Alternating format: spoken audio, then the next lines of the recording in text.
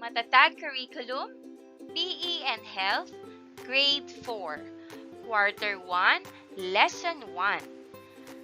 Introduction to Personal Health.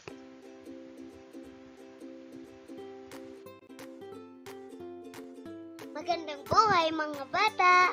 Tara, samahan ninyo akong matuto kasama si Teacher Aika, your online teacher. Please don't forget to subscribe, like, share, and hit the notification bell for more videos. Thank you! Good day, kids! How are you today? Are you ready for today's lesson? Then, let's start. Our topic is about Introduction to Personal Health. This is Teacher Aika, your online teacher. Let's start.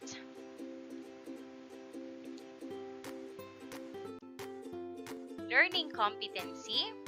Explain the concept and importance of personal health for active living. Our objectives for today's lesson: first, define the different personal health. Second, explain the different ways to take care of personal health. And last, realize the disadvantage of not taking care of your personal health.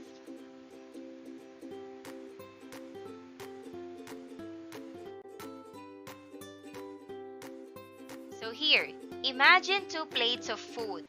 On one plate, there's a big pile of chips, soda, and candy. These foods are yummy but not very good for our bodies. On the other plate, there's a colorful salad with fruits and veggies, and a glass of water. Eating the salad and drinking water helps our bodies stay strong and feel great. So, if we eat more healthy foods like the salad, we'll be healthier and feel better. Just like the saying, you are what you eat.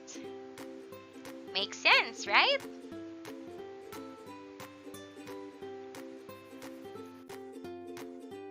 Let's talk about personal health. It refers to the overall well-being of an individual in various aspects: physical, mental, emotional, and social. It encompasses a range of factors, including fitness levels, nutrition, mental stability, emotional resilience, and the ability to maintain balance in life.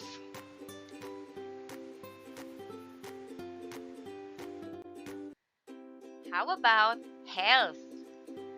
Health is defined as a complete state of physical, mental, and social well-being, and not merely the absence of disease. From WHO or World Health Organization.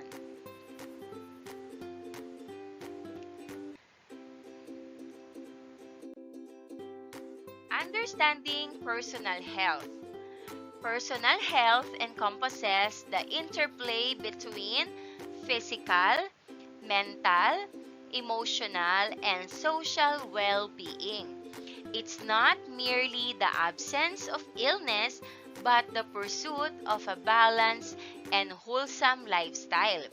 Achieving optimal personal health involves a blend of healthy habits, emotional resilience, mental stability, and social connectedness. Physical well-being.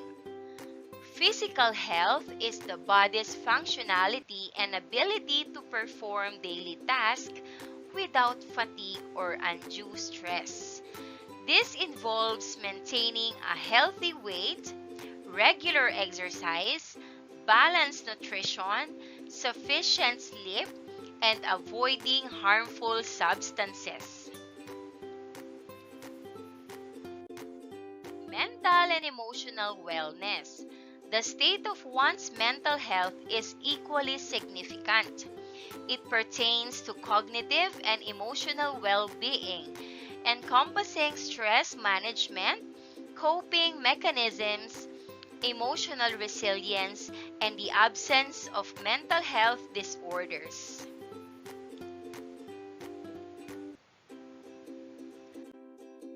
For social well-being, humans are inherently social beings, and personal health isn't complete without considering social connections and relationships.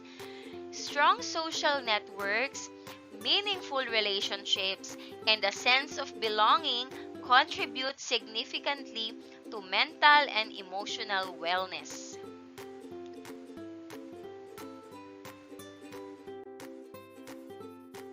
According to World Health Organization or WHO, regular physical activity is proven to help prevent and manage non-communicable diseases such as heart disease, stroke, diabetes, and several cancers. It also helps prevent hypertension, maintain healthy body weight, and can improve mental health, quality of life, and well-being. WHO guidelines and recommendations provide details for different age groups and specific population groups on how much physical activity is needed for good health.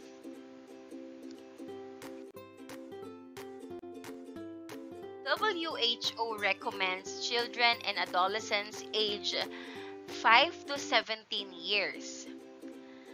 They should incorporate vigorous intensity aerobic activities as well as those that strengthen muscles and bones at least 3 days a week.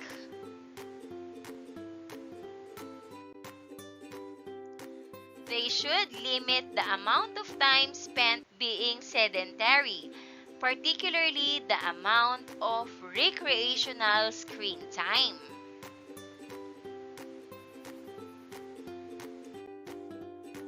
So now, why is physical activity so important for health and well-being? Here are just a few of the ways physical activity can help you feel better, look better, and live better. Because why not? So first, it's a natural mood lifter. Okay. So regular physical activity can relieve stress, anxiety, depression, and anger. You know that feel-good sensation you get after doing something physical? Think of it as a happy pill with no side effects. Most people notice they feel better over time as physical activity becomes a regular part of their lives. Second, it keeps you physically fit and able. Without regular activity, your body slowly loses its strength, stamina, and ability to function properly. It's like the old saying, you don't stop moving from growing old. You grow old from stop moving. Exercise increases muscle strength, which in turn increases your ability to do other physical activities.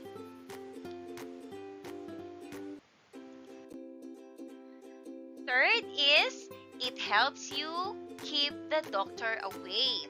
Stand up when you eat your apple a day. Too much sitting and other sedentary activities can increase your risk of heart disease and stroke.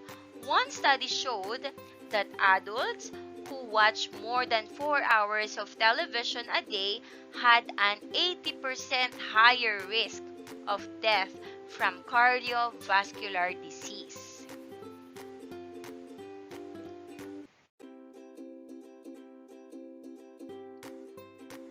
So being more active can actually help you. First, lower your blood pressure.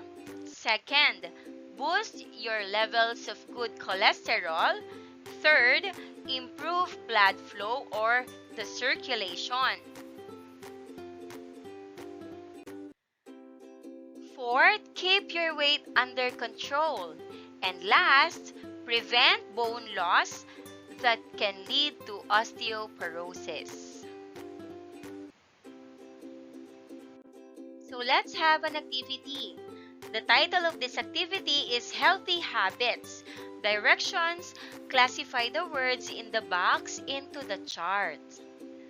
Okay, so here are the words: eat vegetables, running, dancing, sleep for 8 hours, using gadgets, drinking soda, watching TV, play football, exercise, and do Zumba. Okay, you can do it.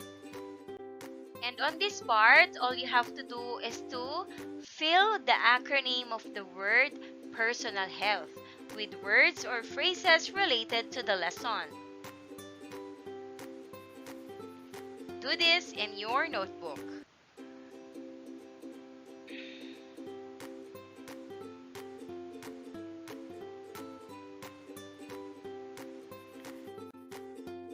And for our formative assessment, directions: on the space before the number, write true if the statement is correct and false if it is wrong. Number 1, drink milk every day. Is it true or false? The correct answer is true.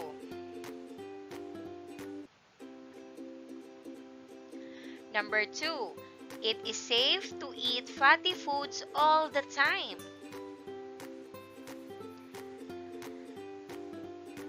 The answer is false. Number 3, eat much food rich in carbohydrate and protein. The correct answer is true.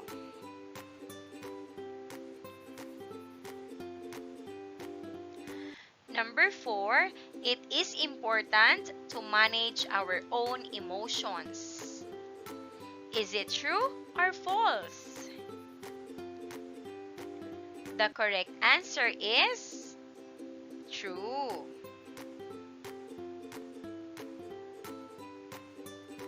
And last, number 5, 4 hours of sleep is the correct and enough amount of time to achieve.